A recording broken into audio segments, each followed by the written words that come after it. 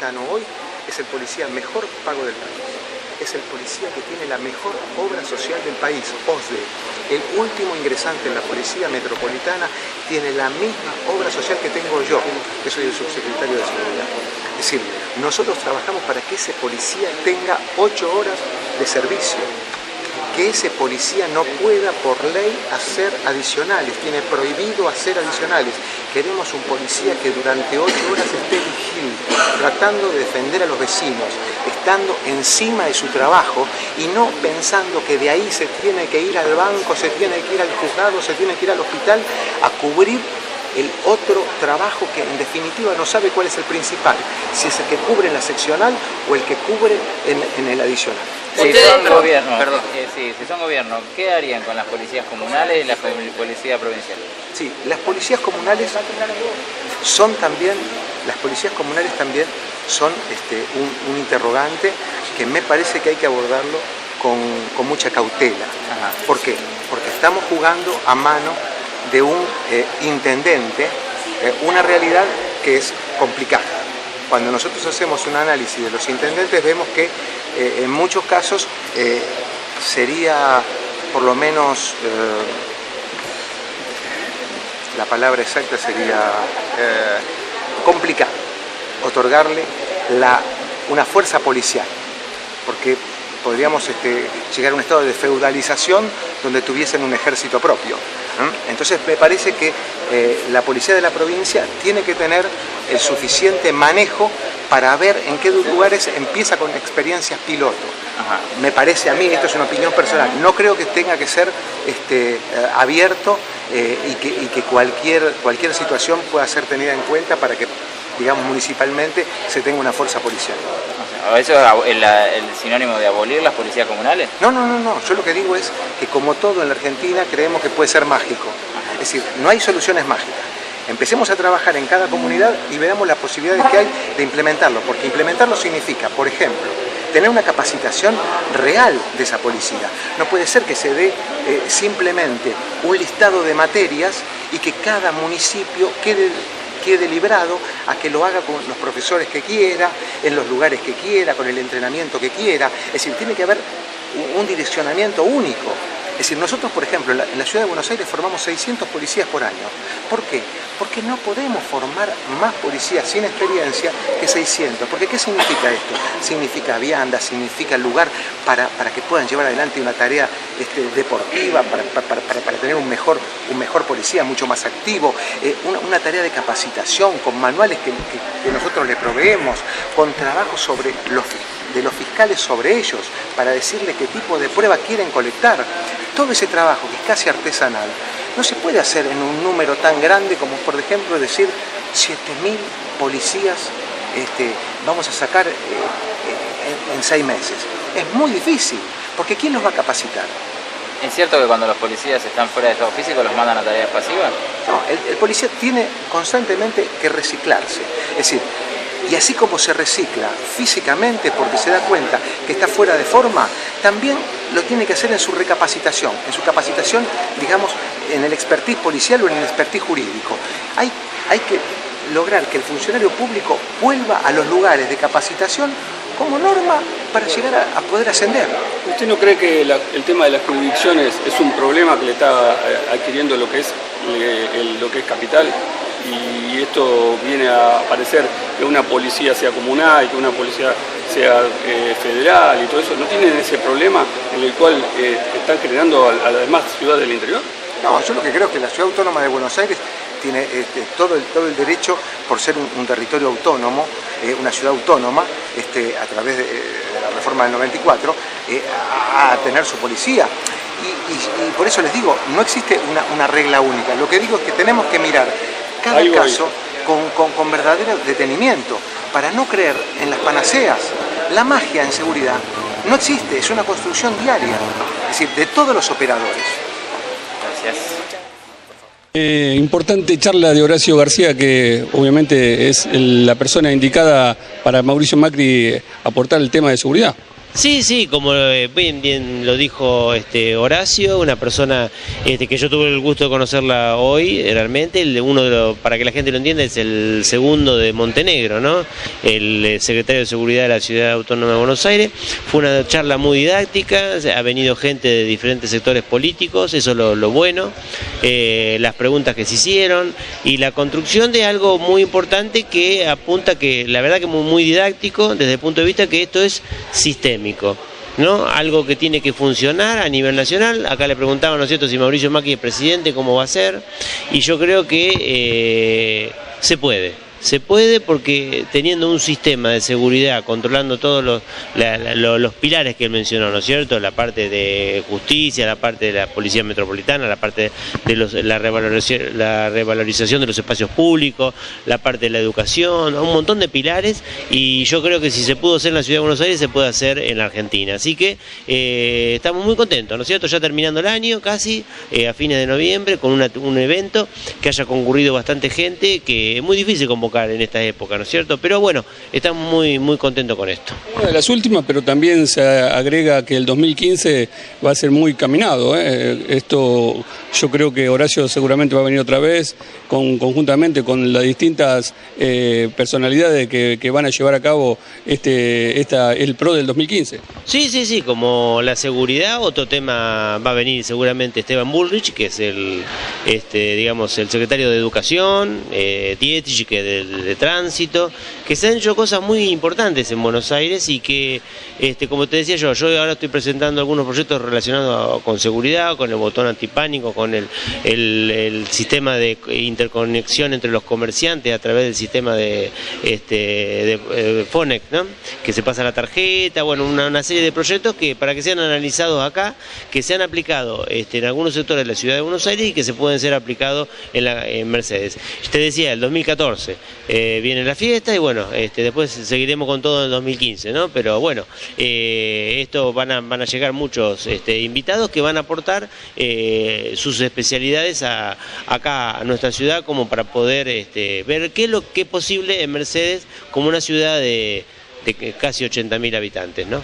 Bueno, muchas gracias, José. Gracias, un saludo. Bueno, muy buenas tardes a todos. Gracias por haber venido a esta charla participativa más que todo. Agradecerle, por cierto, a Horacio García, subsecretario del área de seguridad de la Ciudad Autónoma de Buenos Aires. Y fundamentalmente, brevemente decir de alguna manera que estamos trabajando sobre cuestiones que tienen que ver con algunos proyectos que vamos a presentar acá en el Consejo Deliberante de Mercedes, que tienen que ver con, no voy a ser tan extensivo, sino después lo vamos a explicar más profundamente, referido a el uso de los botones antipánico, un sistema georreferenciado para poder atender a diferentes víctimas de la violencia, de acuerdo a diferentes condiciones sociales y diferentes condiciones etarias, y también el sistema para los comerciantes, un sistema que está relacionado con el sistema de Fonex, interconectado para los comerciantes y de alguna manera proteger a estos. También los vecinos en alerta, así que son una serie de proyectos que, más allá de la charla, quien hoy nos acompaña acá, poder de alguna manera, más allá de la exposición de él, poder que todos participen, porque la seguridad es un problema de todos, ¿no? Y yo, como educador, de alguna manera creo y seguimos creyendo que el eje vertebrador de toda política educativa es la educación, ¿no? Y creo que una ciudad más educada es una ciudad que va a tener más oportunidades para poder tener una mejor calidad de vida. Así que gracias, Horacio, por haber venido a nuestra ciudad, y bueno, te dejo para que disertes ante todo esta gente. Y muchas gracias a todos por haber venido, ¿eh? Bueno, buenas tardes a todos. Mi nombre es Horacio García. Soy subsecretario, trabajo como subsecretario de Seguridad en el Ministerio de Justicia y Seguridad de la Ciudad de Buenos Aires. que comanda el doctor Guillermo Montenegro. Les cuento sintéticamente de dónde vengo para que sepan quién les habla. Yo soy un neto producto del Poder Judicial de la Nación. Trabajé 26 años en la Justicia Federal de la Argentina y hace 7 que trabajo en el gobierno de la Ciudad de Buenos Aires. Trabajé en juzgados federales de la capital, trabajé 13 años en el Juzgado Federal de Morón, donde lo conocí a Guillermo Montenegro en la causa de Tablada. Después trabajé en la Procuración General de la Nación, 5 años con secuestros extorsivos, anduve por todo el país. Y después fui convocado por Montenegro, con una trampita, me dijo que iba a estar más tranquilo, que entonces secuestro extorsivo era muy complicado, y dice, vení a la ciudad que no vas a tener problemas.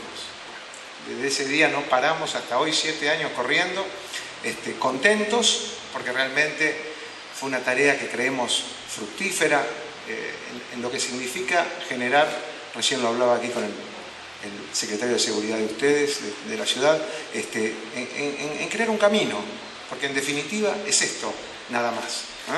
Yo creo que lo que vengo a trasladarles a ustedes, contarles, es un poco la experiencia que llevamos adelante en la Ciudad de Buenos Aires, en la creación de un plan de seguridad integral, que puede refritarse en otros lugares, pero también puede tranquilamente tener otras características, porque la República Argentina es tan vasta y es tan disímil que lo que se necesita es escucharse. Los habitantes de los lugares tienen que empezar a hablar, a comunicarse, porque no existen la magia que venga de afuera. Yo no le voy a poder solucionar los problemas a la gente de Mercedes. El que dice eso es un chantapufi. Es decir, lo que sí se necesita es armar un sistema. La Argentina necesita un sistema que funcione y necesita operadores de ese sistema que lo hagan funcionar. Este es el principal objetivo que tiene que tener la nación en los próximos años. Armar un sistema y operadores de ese sistema. Desechemos a los genios. Estoy harto de escuchar expertos sin experiencia. Todo el mundo habla de seguridad y demás, y la seguridad no es una cosa muy complicada. Es un tema de sentido común jurídico y de ganas de querer armar un proyecto común. Y ahí ustedes van a ver cuántas cosas pueden ir otorgando. Todos estos temas que están hablando de involucrar a la seguridad electrónica dentro de su proyecto de vida, con los postnet, con alarmas y demás. Esto es parte de sentarse a ver el mundo y decir, bueno, ¿qué cosas podemos traer a nuestra comarca? Es decir, yo siempre digo, los nacionalismos se acaban viajando. Es decir, salgamos a ver y traigamos al lugar lo mejor que podamos encontrar. ¿Para qué? Simplemente para hacer un camino. No hay magia. Entonces yo les vengo a trasladar a ustedes lo que hicimos en la Ciudad de Buenos Aires. Con Guillermo Montenegro, cuando el ingeniero Macri lo convoca, Montenegro es un hombre de la justicia también, que fue 11 años fiscal federal y 5 años juez federal, en Comodoro Pi. Vuela a 8.000 metros de altura.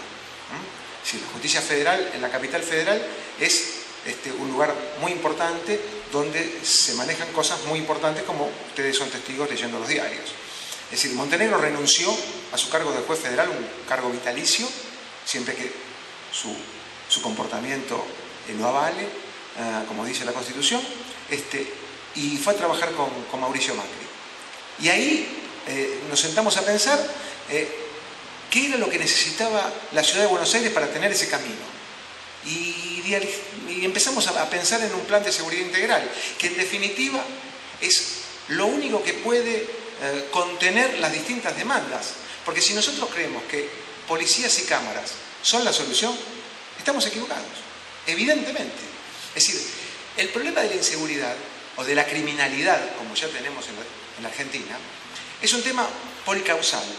Y un tema policausal no puede tener una solución tan simple como poner cámaras y policías. Es decir, él estaba dando una de las pautas, la educación.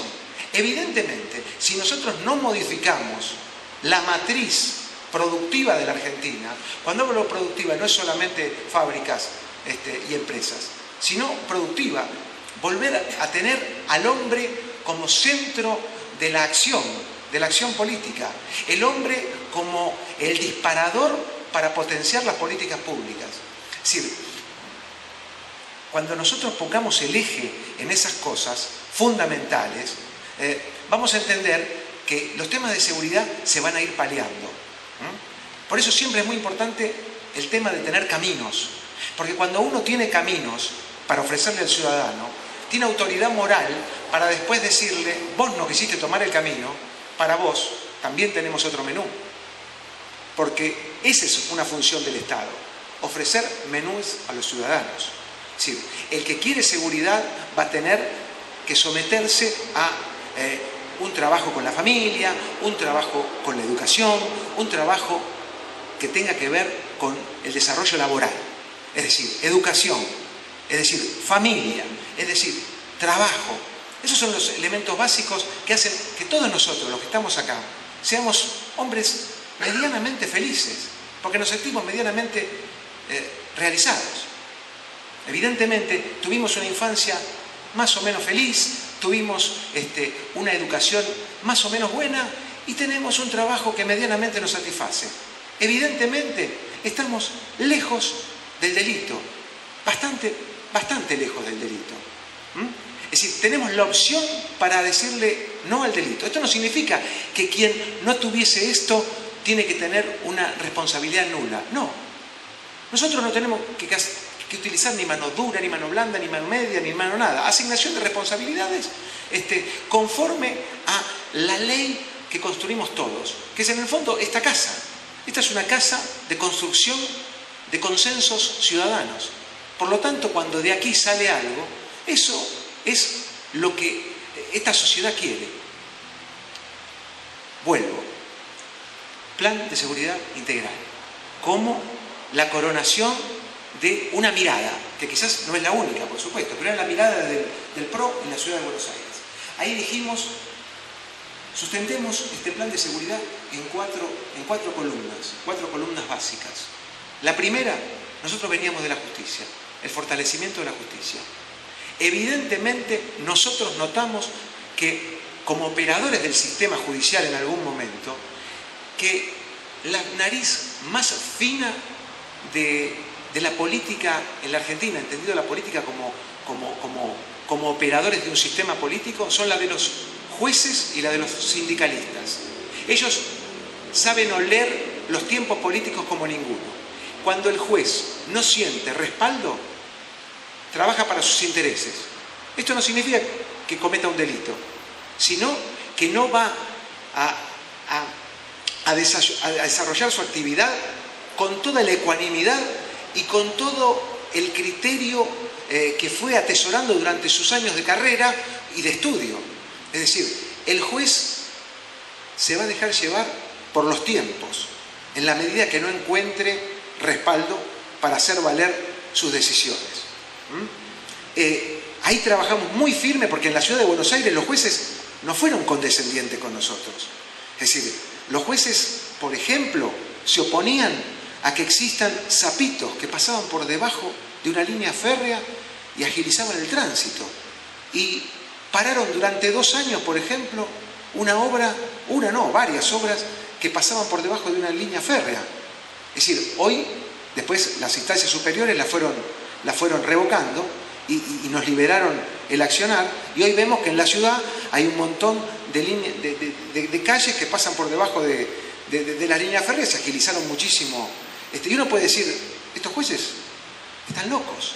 No, son jueces. ¿No te gusta lo que hace un juez? Apelá, vas a una instancia superior, por supuesto, no te vas a poner contento.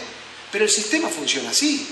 Cuando uno tropieza en el sistema democrático, lo que tiene que hacer es sacudirse el polvo, instar las instancias pertinentes y seguir jugando. Es fútbol, es la democracia. Entonces, no podemos tirar un juez por la ventana cada vez que no nos gusta. Es decir, fortalecer espiritualmente al Poder Judicial. Fortalecer espiritualmente y materialmente, por ejemplo, a una creación como el Ministerio Público, que en Buenos Aires se llama la Fiscalía General. Ahí la dotamos de elementos prácticos para que pueda funcionar, edificios, sueldos excelentes, las mejores condiciones. Bueno, ahí trabajamos muy firme. Y también en algo que es fundamental. Si nosotros queremos hablar de un trabajo mancomunado entre los actores de un sistema, los tenemos que mancomunar, los tenemos que hacer trabajar. Entonces, ¿qué hicimos? Cuando nosotros años después, creamos la Policía Metropolitana, dijimos, ¿quién mejor para capacitar a la Policía Metropolitana que los jueces y fiscales de la ciudad? Porque ¿qué queremos? Que los fiscales les expliquen a los policías cuáles son las pruebas que necesitan colectar para llevar adelante un juicio exitoso. Porque si no, ustedes estarán cansados de escuchar en la televisión que todo el mundo se queja de la justicia. Y cuando le ponen un micrófono a un juez, se queja de los jueces, de los policías, porque la prueba es insuficiente. Terminemos con este Antón Pirulero, en el cual todo el mundo se tira la responsabilidad y no se trabaja en la construcción de una mejor seguridad. La mejor seguridad es esos fiscales, esos jueces, explicándole a la policía cuáles son los elementos que se necesitan. ¿Y qué es esto? Si yo estoy trabajando, por ejemplo, un tema que conozco algo, un secuestro extorsivo, yo tengo un auto ahí. Bueno, lo plantamos al fiscal ahí y le decimos a un grupo de policías que está al lado cuáles son los elementos válidos para tener una prueba irrefutable. ¿Cómo se colectan?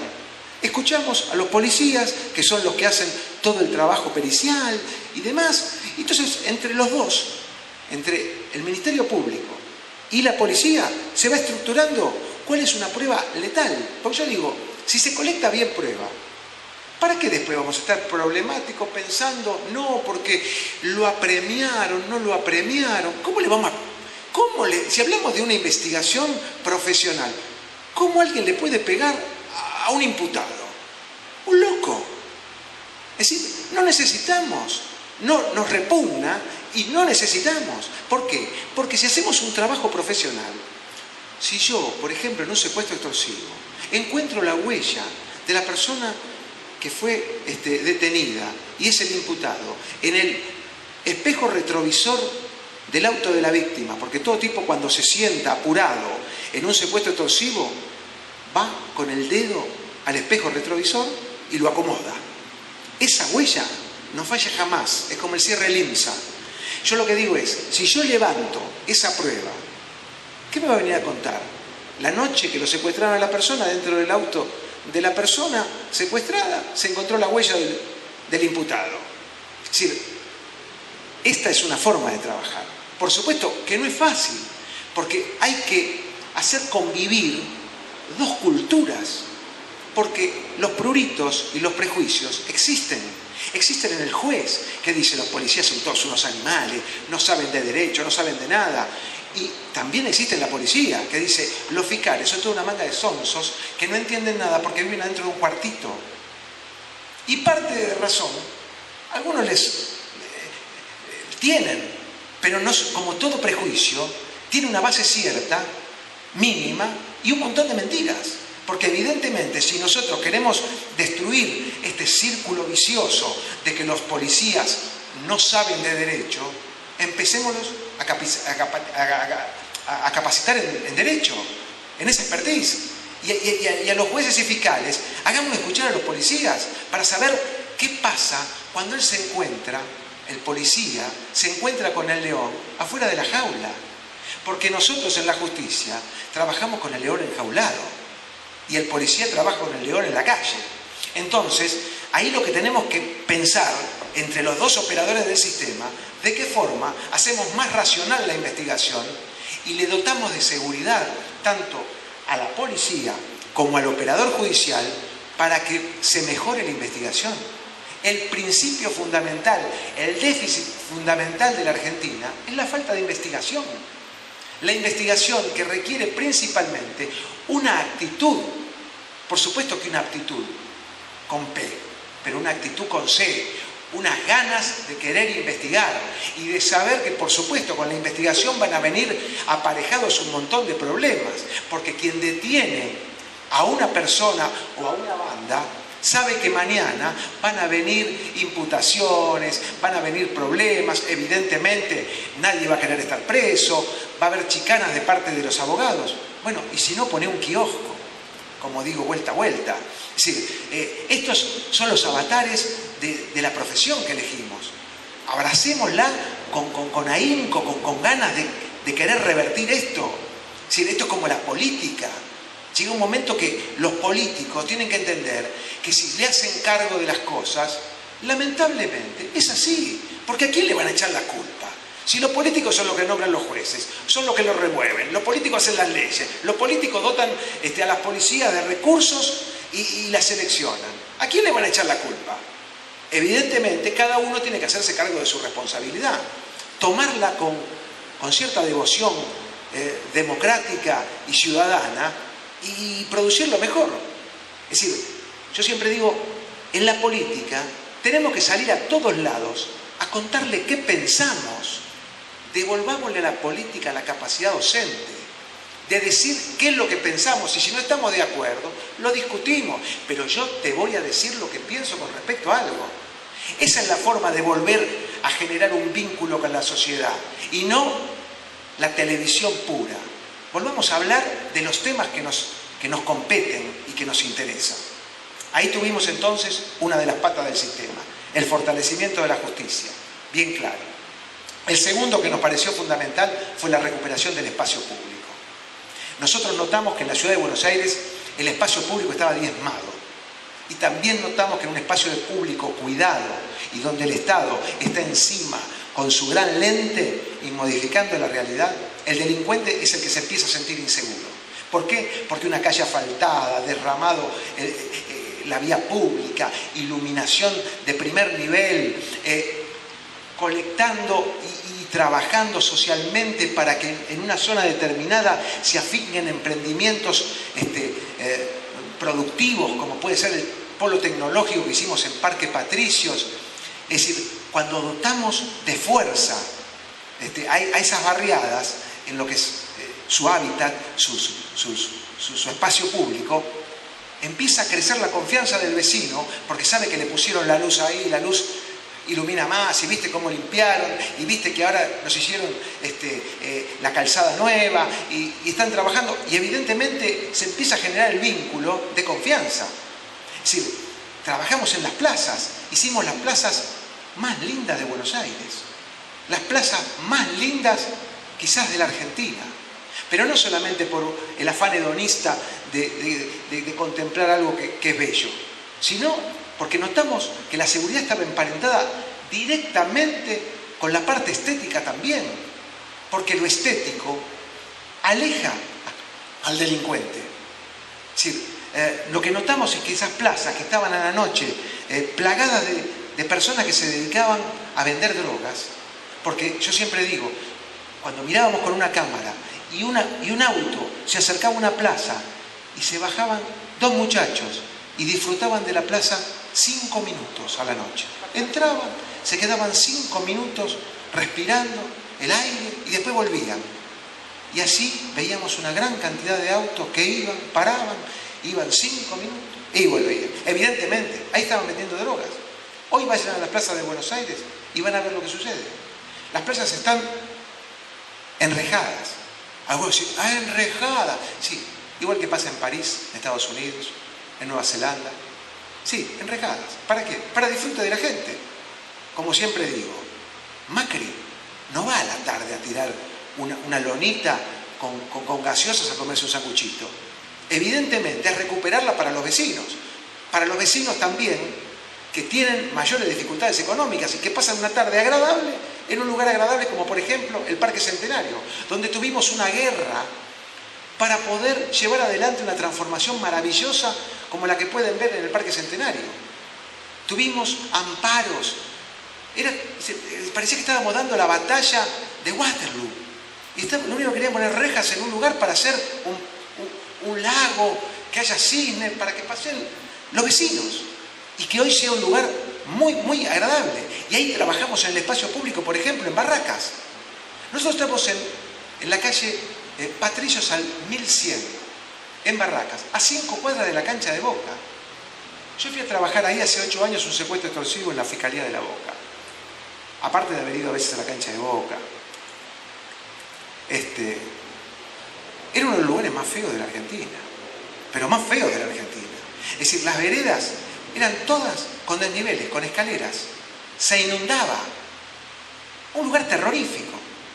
Bueno, hoy pasé por la avenida Patricios. Estamos al 1100, estamos a 10 cuadras del Parque Lezama, 11 cuadras. Ahí, hoy, frente a nuestro edificio, se vendió la fábrica de alpargatas. Está terminándose ahora en diciembre un emprendimiento inmobiliario que demandó más de 30 millones de dólares. ¿Sabe cuánto se vende la unidad más chica de ese emprendimiento inmobiliario? 130.000 dólares. En Barracas, a 5 cuadras de la cancha de Boca. Y vendieron enfrente la sucursal de la fábrica de alpargatas para hacer otro emprendimiento inmobiliario. Y hay 7 edificios que se construyeron sobre la avenida Patricios, que modificó el catastro inmobiliario como nunca en su historia. Nunca se vendieron y compraron más propiedades en Barracas y La Boca que en estos últimos años. ¿Qué significa esto? Vienen nuevos vecinos, vienen emprendimientos, está el ministerio nuestro, va a ir el ministerio de gobierno, es decir, va a ir gobierno entero a Parque Patricios, Parque de los Patricios. Viví 8 años cuando me agarró el primer metejón con la política. Es decir, siempre trabajé en tribunales y a la tarde hacía política. Me fui a Parque Patricios por el barrio de mi padre. Es decir, y lo conocí muy, muy profundamente. Es decir, era un barrio que estaba devastado. Es decir, el Parque de los Patricios es una basura. No se podía ni jugar a la pelota. Vayan hoy al Parque de los Patricios. Tienen el subte. Tienen una iluminación como la que está poniendo en Buenos Aires, que es la iluminación LED, que es una iluminación mucho menos contaminante, mucho más lumínica, que puede regularse, que es de fabricación nacional. Evidentemente, eso aleja al delincuente. Son lugares que se hacen más vivibles. Y ahí trabajamos muy fuerte. En esa pata trabajamos muy, muy, muy fuerte. También trabajamos en la tercera pata, que era la prevención. Y ahí sí, ahí atacamos con cámaras. 2.000 cámaras en la ciudad de Buenos Aires están puestas en lugares estratégicos que fueron elegidos también en gran parte por los vecinos. 2.000 cámaras que remiten al sexto piso de nuestro ministerio, donde ahí tenemos operadores que en vivo durante 24 horas las están mirando. Es decir, son cámaras con seguridad para la intimidad de las personas, son cámaras que si uno quiere avanzar más allá del primer piso se enmascaran, no se puede ver, solo se ve la vía pública. Son cámaras que se acercan con zoom. Entonces muchas veces se provee de imágenes que son realmente letales para el delincuente, puestas en juicio. Tenemos 1000 requerimientos por mes de juzgados para que nos están pidiendo imágenes de las cámaras. Trabajamos muy firmemente también en la entrega de botones antipánico y tenemos 1.500 botones antipánicos entregados a víctimas de violencia de género, principalmente. ¿Y por qué somos cuidadosos en la entrega del botón antipánico?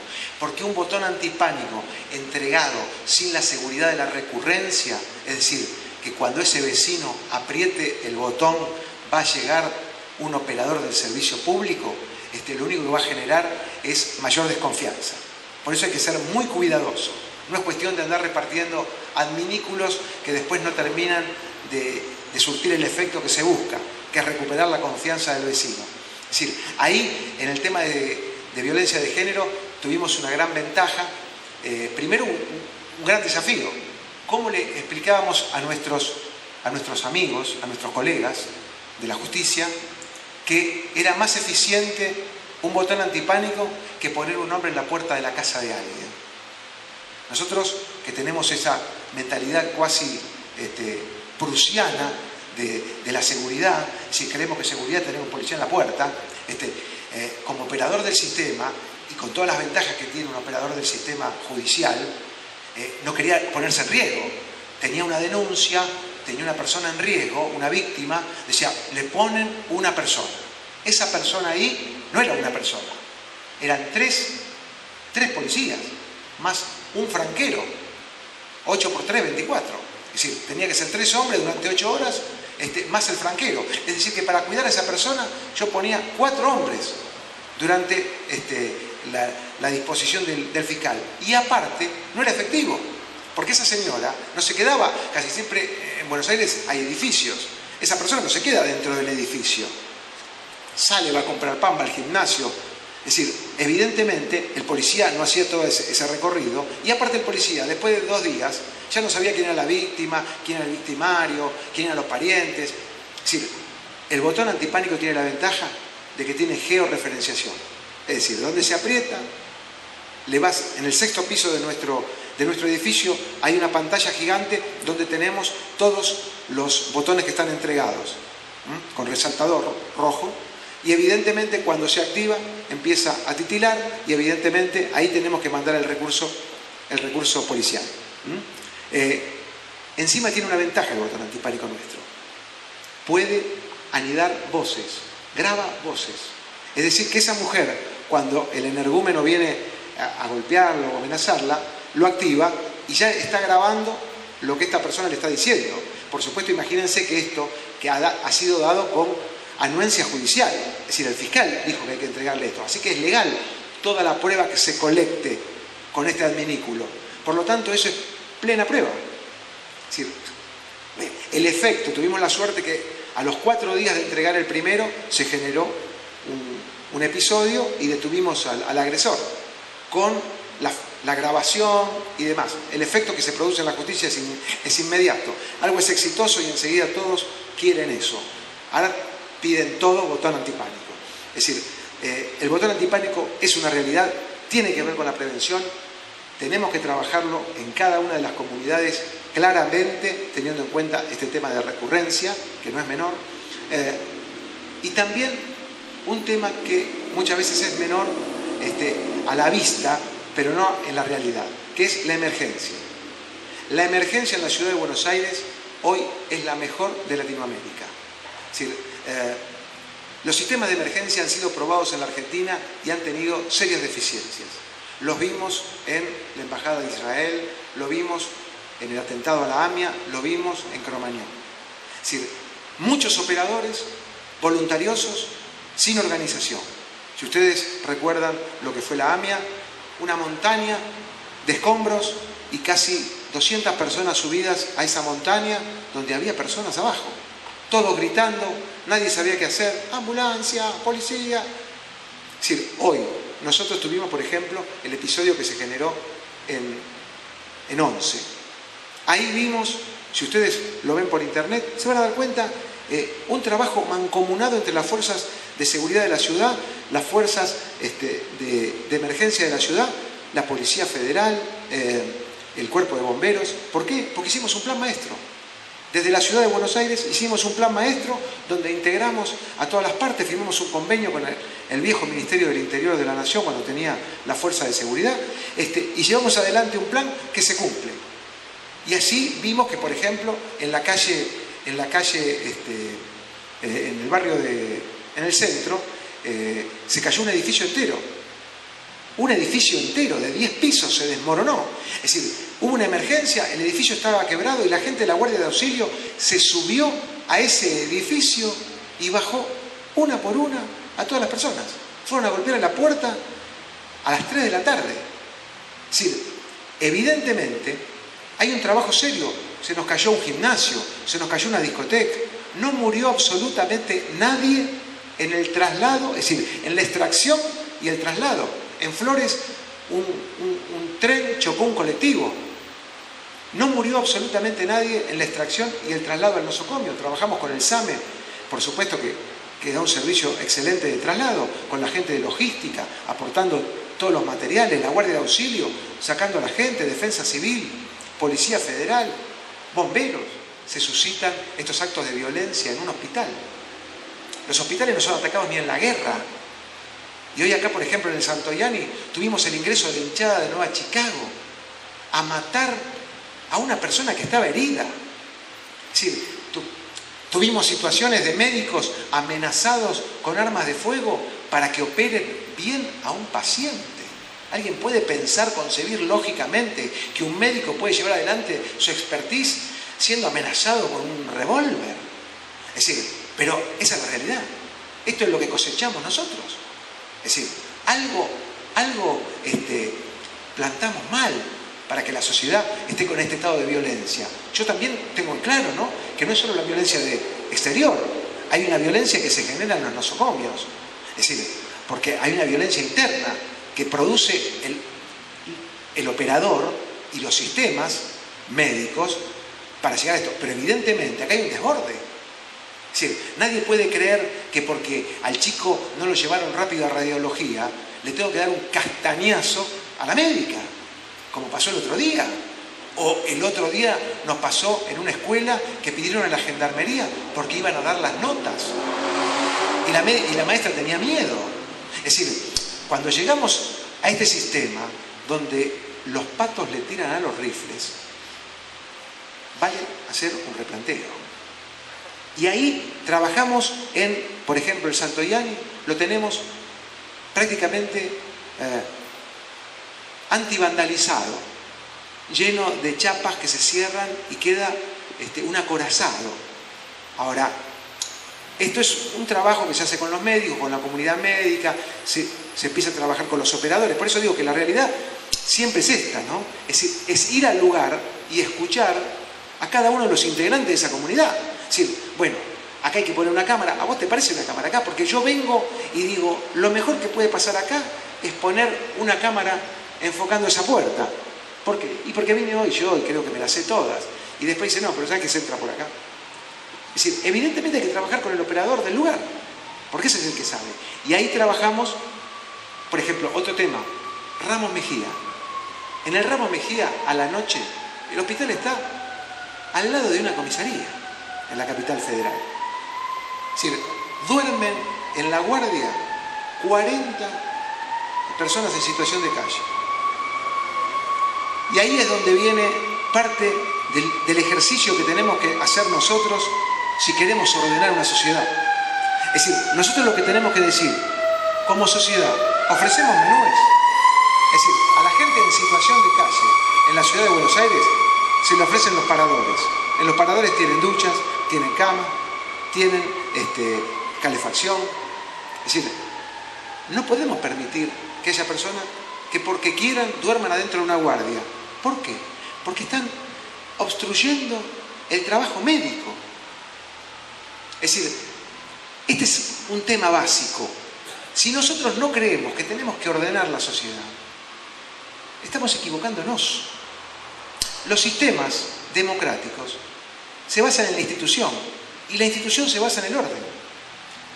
Los sistemas populistas se basan en la contradicción y se basan en la lucha constante.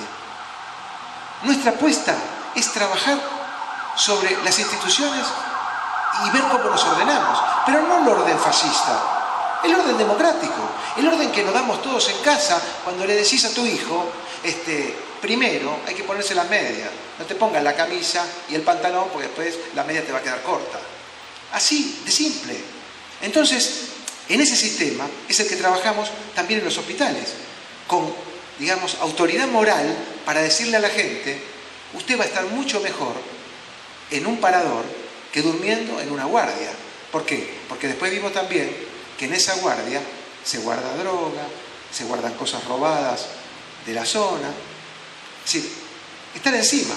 La seguridad hospitalaria hoy se volvió en una expertise. Hay que darles protocolos, guías de trabajo a los guardias de seguridad que tenemos. Un trabajo muy grande que se puede hacer y que hay que estar atentos. Porque uno dice, pero acá en Mercedes no va a pasar.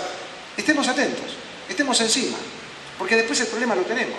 Y después el médico es otro de los operadores del sistema que también pierde confianza.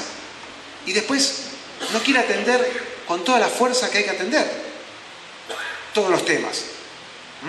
Es decir, cuidemos a los operadores. Ahí tuvimos también entonces el tema de la prevención, fortalecimiento de la justicia, recuperación del espacio público y prevención. Y el cuarto que pensamos era el de la Policía Metropolitana. Ahí llega la Policía Metropolitana. La policía como la última ratio, la última razón del Estado cuando todos los sistemas empiezan a tambalear, ahí necesitamos a la policía.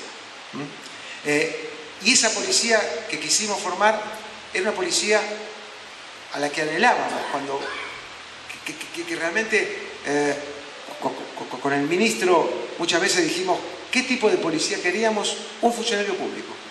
La construcción de un funcionario público es el mejor policía, no el más guapo, el más arriesgado, el que mejor tira, no, un hombre que tenga el suficiente bagaje intelectual y espiritual para poder utilizar su expertise y sus conocimientos de la mejor forma en beneficio de la sociedad.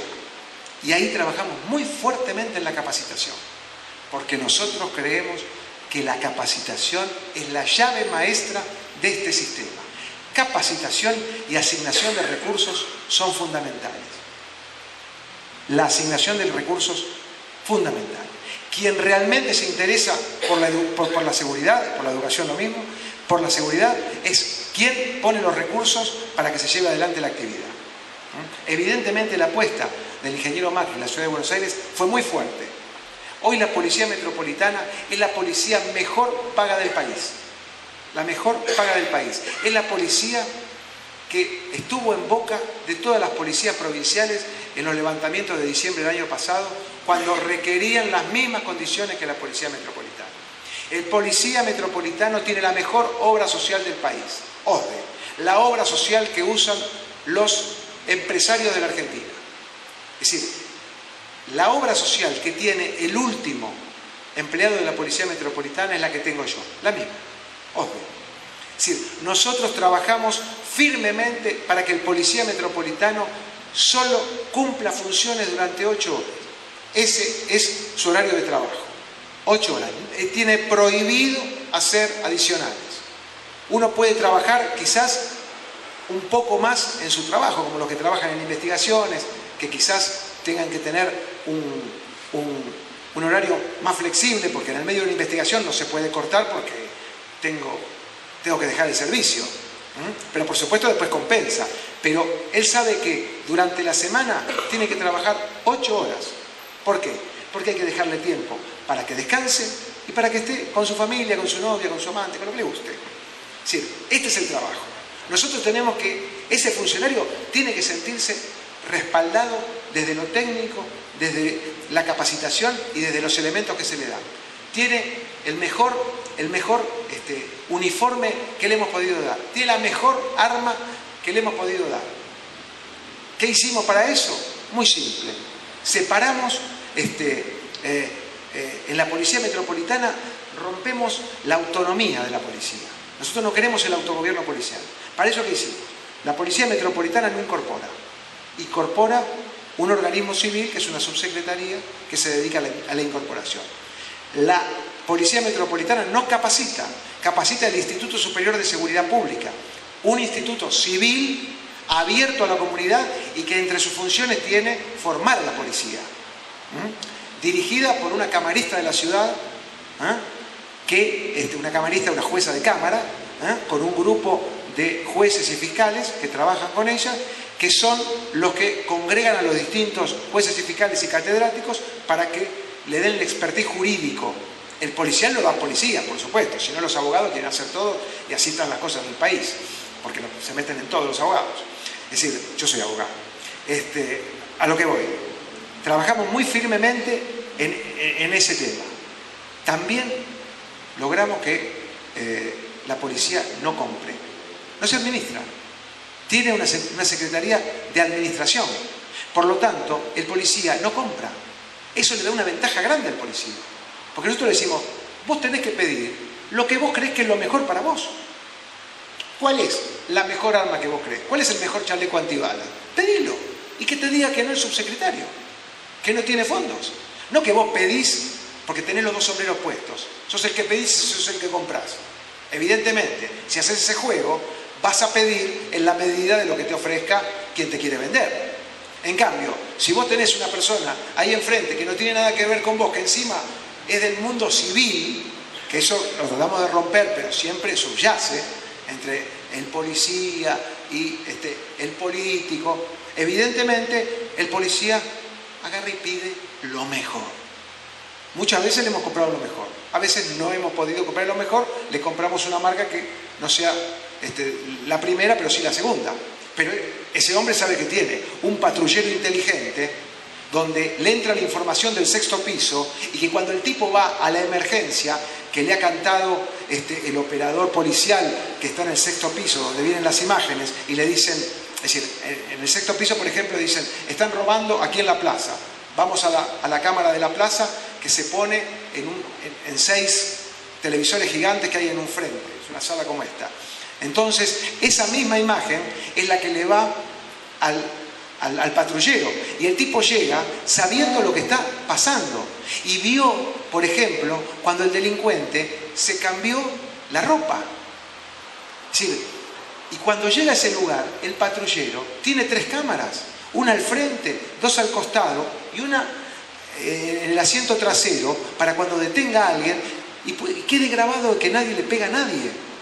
Es decir, ese policía cuando llega a ese lugar tiene un micrófono de ambiente que si hay disparos los va a tomar ese micrófono y va a quedar anidado por 2 meses en el 6º piso. Es decir, que ese hombre se va a bajar con un arma y va a desenfundar y después, ante un hecho determinado, va a decir, ¿saben por qué yo bajé? En defensa del derecho de terceros y en defensa de mi vida. ¿Por qué? Porque había disparos. Pasarle la cinta a Gonzalito, como Feliz Domingo, y ahí va a aparecer la cinta y el hombre va a quedar claro que bajó con un arma porque había disparos. Es decir, todo esto es un trabajo artesanal que va en beneficio de la fuerza moral que tiene que tener un policía para cumplir su función. Esto no significa que vos le des un cheque en blanco, porque para eso también hicimos una auditoría externa policial manejada por civiles, que son los que salen a mirar a los policías y los salen a grabar con las cámaras para ver cómo trabajan en las calles y demás. Por eso muchas veces escuchan que los policías metropolitanos están siempre impecables y tienen muy buen trato, porque el tipo no termina de saber quién lo está filmando, quién lo está... Y yo decía, pero ese es su sistema. Sí, por supuesto. Ese es su sistema de supervisión. ¿Por qué? Porque cuando vos tomás servicio, sabés que estas son las condiciones. Esto no es una mirada introspectiva, superlativa sobre el personal policial. No, es lo que tiene que hacer cualquier organismo de control. Estar encima de los operadores del sistema. Entonces, trabajamos muy fuertemente en eso. Es decir, en que esos policías tengan la suficiente libertad para decir, estamos en una institución que nos respalda. Si ustedes van a una comisaría de la Metropolitana, van a ver una comisaría como no vieron nunca, de vidrio, con el Ministerio Público adentro, con lugares para que puedan ducharse, taquillas, lugar para descansar, sala de descanso donde tiene televisor, café, es decir, otro mundo. El policía se siente recompensado constantemente. Esto basta, no, hay que estar encima lo mismo. Es decir, el policía cuando sale a la calle, después de sus 10 meses de capacitación, cuando viene el policía sin experiencia, nosotros lo hacemos capacitar en el instituto, un instituto que tiene todo lo que ustedes se puedan imaginar de ventajas pensadas para que ese policía esté bien. Tiene lugares para que ellos puedan dormir, porque es orden cerrado, se quedan 10 meses en ese lugar con todo el confort. Tienen un polígono de tiro de primer nivel, tiran 500 disparos. Esta última camada tiró 500 disparos. Pregúntenle al policía que ustedes conocen acá, ¿cuántos disparos tiró en su vida con 20 años de servicio? Si el Estado le pagó 20 tiros, yo me cambio el nombre. Es decir, evidentemente ese hombre tiene un polígono virtual donde practica constantemente distintas secuencias y donde ese policía tiene que estar atento porque primero el muchacho muestra el documento, pero en la segunda a lo mejor muestra un arma y él tiene que responder a eso. Por supuesto todo esto es simulado y demás, él va a ir aprendiendo, es un aprendizaje, pero para todo eso hay que ponerse constantemente a pensar qué es lo que necesita un policía. Es decir, ellos saben perfectamente que nosotros trabajamos todo el tiempo por ellos. Es decir, tienen de entrenador en la parte física al entrenador del SIC, del San Isidro Club, porque el ministro es un loco del deporte ese que pica la pelota mal, el rugby, y anda siempre con el tema del rugby, y armó un equipo de rugby de la Metropolitana, y la Metropolitana juega al rugby en la última división de la liga de rugby en la Argentina. Es decir, ¿y qué queremos hacer? Que ese policía se sienta parte de la sociedad a la que va a cuidar, no que se sienta el último orejón del tarro. Entonces, por eso también tenemos que trabajar sobre un padrón de 14.000 chicos que se anotaron en esta última camada, y elegimos 600 chicos sobre 14.000. Y cuesta encontrar 600, No es que vienen y se anotan un montón, pero hay gente que no sabe agarrar los cubiertos, agarran el tenedor así. Es decir, nos han pasado cosas terribles, muchachos que no están acostumbrados al baño diario. ¿Sí? Se quejan, hay que bañarse todos los días. Es decir, es llamativo, es fuerte, pero evidentemente cuando uno hace el esfuerzo, el policía lo va a reconocer. Es decir, ellos saben que existe un respaldo real.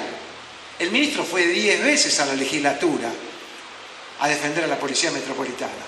10 veces a pelearse con los legisladores para explicarles que nosotros lo que queremos es un proyecto de tener una policía mejor.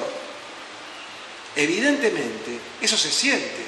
Y el liderazgo también es un elemento constitutivo. Pero no el liderazgo fascista del que va adelante con la bandera. El liderazgo del que trabaja todos los días para mejorar las condiciones de una fuerza de seguridad. Y de pensar en que ese policía le tenemos que dar un crédito. ¿Por qué? Porque ese policía no tiene que vivir más en Ranelagh o en Rodríguez, que para tomar servicio tiene que hacer 2 horas de viaje. Y aparte que vuelta a vuelta, ustedes miren los diarios, se cruzan con 2 delincuentes a las 3 de la mañana que lo quieren robar, y como estos muchachos tiraron 600 tiros, 500 tiros, imagínense cuál es el desenlace.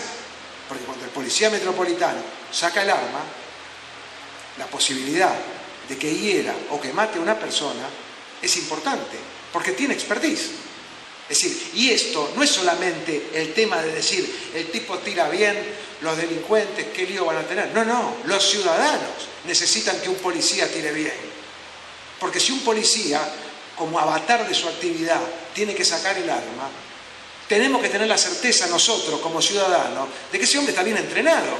Porque no es tiro loco McClough, que anda los tiros por todos lados. Tiene que saber a dónde tiene que apuntar y cuál es el daño mínimo que tiene que llevar a cabo. Por eso digo que esto es un trabajo de todos los días. Y cuando Mauricio Macri va y hace el esfuerzo económico de la ciudad, los vecinos de la ciudad de Buenos Aires hacen el esfuerzo económico, evidentemente nosotros tenemos la autoridad moral para decirle al policía metropolitano, muchachos, acá hay que sudar la camiseta. Y al que no le gusta, lo vamos a sancionar. ¿Que sancionamos? Claro, tuvimos un par de vivos que estuvieron jugando al poliladron y lo sancionamos. Es decir, nosotros queremos sancionar al policía que realmente incumple su deber. A ese no le vamos a regalar nada. ¿Por qué? Porque, como les decía antes, nosotros ofrecemos un camino, nosotros le ofrecemos un menú. Evidentemente, esta tarea que se hizo en Buenos Aires, no sé si es la mejor, es un camino, es una forma de encarar el tema de la seguridad. Esto mismo se puede llevar a cabo en cualquier sociedad. Principalmente, y va a ser mucho más fácil para ustedes seguramente, si no hay divisiones. En la ciudad de Buenos Aires fue muy complejo el tema de la construcción de la policía y de llevar adelante la salida de la metropolitana.